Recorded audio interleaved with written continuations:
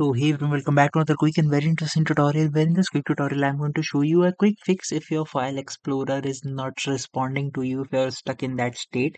Now in order to do it, first of all make sure that if the start menu is working for you, so just simply open the start menu and search for task manager right there, and here find the file manager right there, file explorer. For example, if I open here you'll see this option of Windows Explorer. All you need to do is to just simply right click over there and hit on this option of restart. Now it will blink the screen for once or twice for you, and that will definitely gonna solve your problem.